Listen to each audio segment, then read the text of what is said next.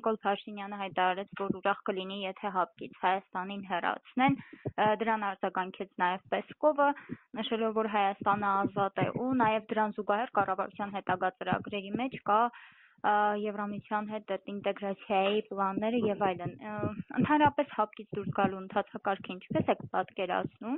Ես եկեք հաշվի վրա չտանանամ։ Միայն այն փաստը, որ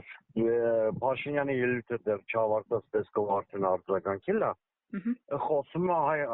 հայ-ռուսական հարաբերություններում առկա խորհրդային ճգնաժամի մասին։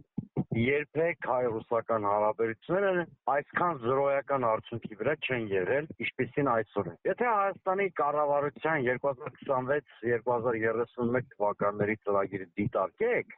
բանավան դրա արտաքին քաղաքականություն եւ անվտանգություն բաժինը։ Դժվար չի հայտնաբերել, որ այնտեղ անոնսավորվում է Հայաստանի ստրատեգիական կողմնորոշման փոփոխության կուրսը։ Այսինքն հստակորեն Հայաստանը դուրս է բերվում ռուսական ուղեծրից, ու արդեն կարևորել չի կոնկրետ դրա դրսևորումը մենք երբ կտեսնենք ինչպես ոնց դուրս կգա կառույցից ՀԱՊԿ-ից կամ ԵԱՏՄ-ից, թե հենց իրանք Հայաստանին դուրս կդնեն այդ կառույցներից, հավատացեք այնքան էլ էական չի։ Հստակ է, որ Հայաստանը հետևողականորեն ռուսական ինտեգրացիոն նախագծերից իրեն դուրս է բերում։ Պարոն Սուրենյան, բայց կա նաև մասնագիտական այն տեսակետը, որ Ռուսաստանը Հարավային Կովկասում այլևս դեր չունի ու դա սկսված է 2000 դա սխալ հակագիտական կարծիք է, որտեղ Ռուսաստանը ինքը կովկասյան պետություն է, չի կարող Կովկասից հեռանալ։ Այս խնդիրը է, որ Ռուսաստանը այսօր ունի այլ առաջնահերթություններ Արևելյան Եվրոպայում, ուկրաինական պատերազմի նկատի ունեմ, որը շատ մեծ ռեսուրսներ է ստանում երկրից, եւ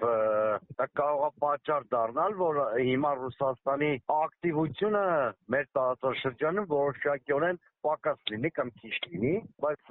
դա չի նշանակում, որ Ռուսաստանը ինչ-որտեղ գնում է այս տարածաշրջանից։ Նման դեպքեր եղել են 20-րդ դարում։ Օրինակ, 1917-18 թվականներին Ռուսաստանը 2-3 տարով հեռացավ, թվում էր թե հեռացավ, բայց իրականում չէր հեռացել Հարավային Կովկասից, հետո շռնդալից հետ եկավ։ Նման դեպքեր եղել են անցած դարի 80-ականների վերջին 90-ականների սկզբին, որ էլի թվում է Ռուսաստանը հեռացել է, հետո հետ եկավ։ Ուզում եմ ասեմ, որ մեծ աշխարհաքաղաքական գերտերությունների համար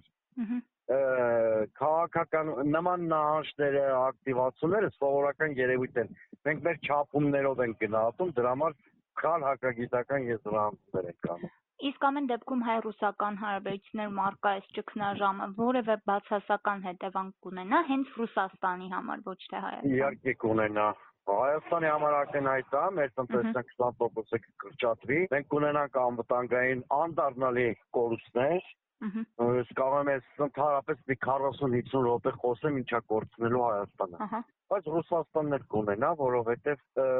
նախ ռեպուտացիոն վնաս կունենա Ռուսաստանը, երկրորդը այնուամենայնիվ նրա շահերը վտանգվում են Հարավային Կովկասում, այնպես չի, որ Հարավային Կովկասի մի երկրում կարող է Ռուսաստանի ազդեցությունը թուլանալ, դա չազդի նրա ռեգիոնալ քաղաքականության վրա։